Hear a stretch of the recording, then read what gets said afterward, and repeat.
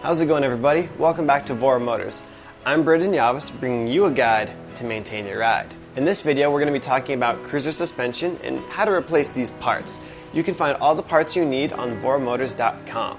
You might need to replace your suspension components if they are bent or broken, or if you recently got into an accident and it's just not absorbing shock correctly. I've already got a cruiser over here on the bench, so we're going to get right on into it. To replace the front suspension, begin by removing the half fender.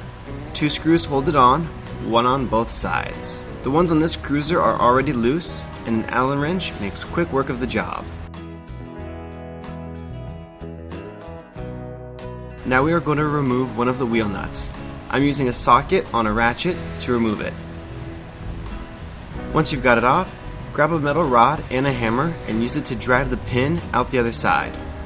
Once that pin is out, you'll be able to drop the wheel.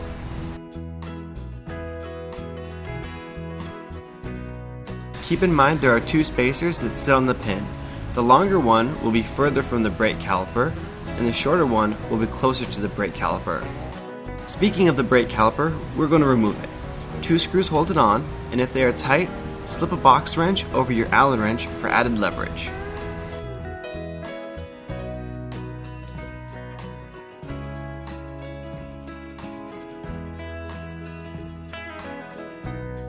Behind these screws are spacers, so make sure you keep track of those.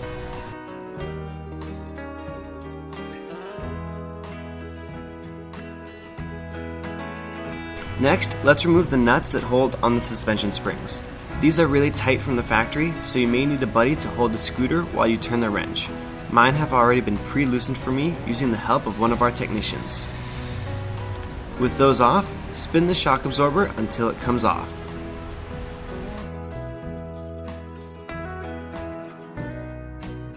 Do the same for the other side.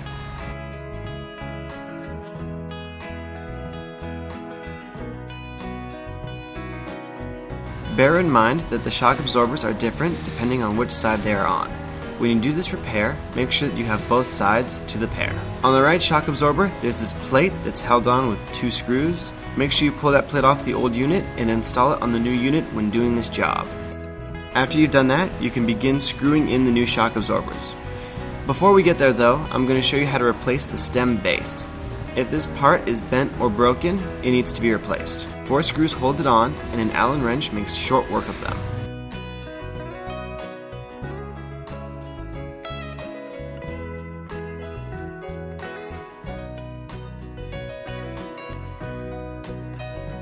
Then wiggle it to remove it from the stem. Reinstall the new part with the pointy side facing the front of the cruiser and the rounded side facing the back.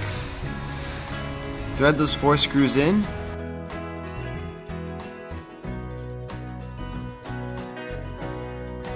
and tighten them down. Again, this part of the job is only necessary if your stem base is bent or broken.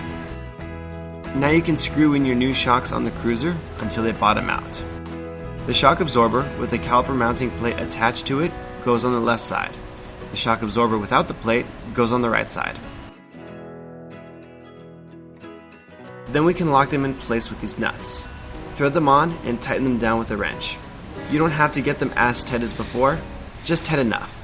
Let's reinstall our wheel pin now. Slide it in on the left side and install the small spacer. Then install the wheel with the disc brake facing the left side of the cruiser. Keep pushing that pin through until you are able to slip on the longer spacer. Then hammer the pin until it goes all the way through to the other side. Thread on the wheel nut, and then I used a wrench on one side and a ratchet on the other to tighten them down.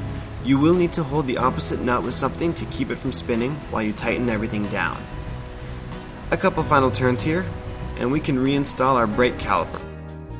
Slide them onto the brake rotor so that the rotor sits between the brake pads. Line up the caliper on the mounting bracket, and remember to install the spacers before tightening those 2 screws all the way down.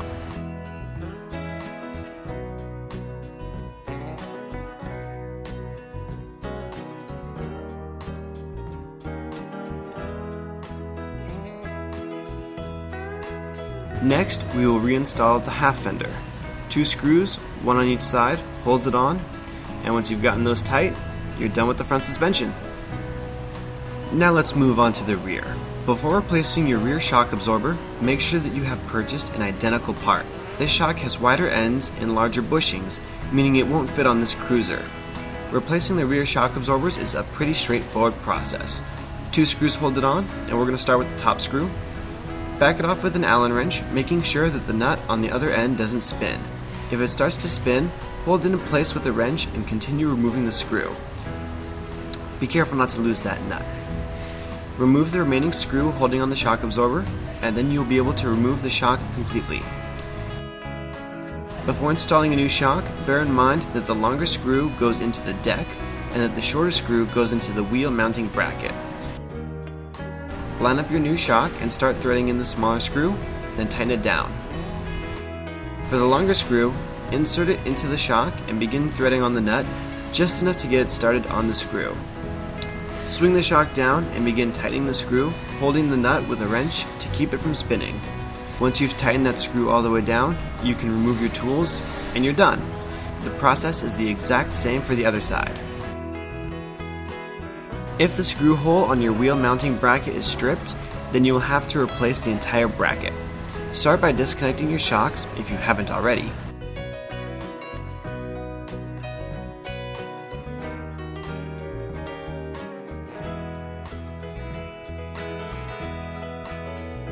Next, we need to remove the rear fender. 4 screws hold it on, so grab an Allen wrench and remove all of them.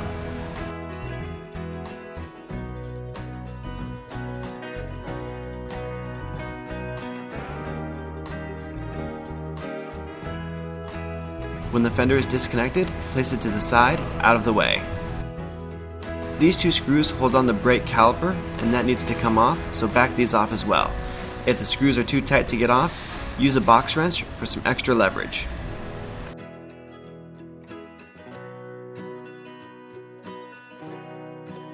Once your caliper is disconnected, move it out of the way. Next, we will remove the rear wheel. There's a nut on both sides, and you can use a ratchet or a socket to back them off. Don't forget to slide this little washer with the locating pin out of the way. Once the wheel nut on the other side is loose, the wheel will fall out. Make sure you don't drop your cruiser in the process. Now we are ready to remove this bracket. There's a nut on each side, and you only need to remove one of them. I used a ratchet and a socket to make quick work of it. This next part I'm not so proud of. I used the handle of my ratchet to push the pin through, and then I used an open-ended wrench to leverage the pin completely through. A better way would be to use the rod and hammer technique we used for the front wheel pin removal. Eventually, I got the bracket out. To install the new bracket, line it up in the deck of the cruiser and begin pushing the pin through. Use a hammer or a rubber mallet to push the pin all the way through. Then tighten down the nut on the other side with a ratchet and socket. Slide your wheel back into place, keeping in mind that the bracket fits in between the flat washer and the washer with the locating pin. Tighten the wheel nuts and make sure that the locating pin finds its way into the slot on the bracket. Tighten the wheel nuts completely. Reinstall your brake caliper by sliding it onto the rotor and lining up the 2 screw holes.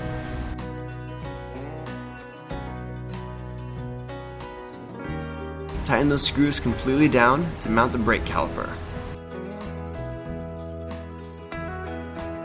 To keep the tension off the brake line, I'm going to reinstall the bottom screw on the left shock absorber. Get that nice and tight. Now we will line up our rear fender, and 4 screws hold it on, so get those tightened down. There's a slot in the fender for the fender wire, so make sure you don't pinch the fender wire when reinstalling. Lastly, let's reinstall the bottom shock absorber screw and get it tight. And that's how you replace your rear suspension and your rear wheel bracket. And that's all it takes to replace your front and rear suspension. Thank you guys so much for enjoying this video. I hope that you found it informative, and I hope that it helps you fix your cruiser. If this does help you, make sure you give it a thumbs up down below, and don't forget to subscribe to Vora Motors. We release videos on a weekly basis that show you how to maintain and repair your scooters. If for some reason you don't feel confident enough to do this repair, That's totally fine. You can send your scooter into Vora Motors and one of our trained technicians will take care of it for you and get you back on the road as soon as possible. Until next time, this has been Brandon Yawas with Vora Motors. I hope you all have a safe ride. Take care.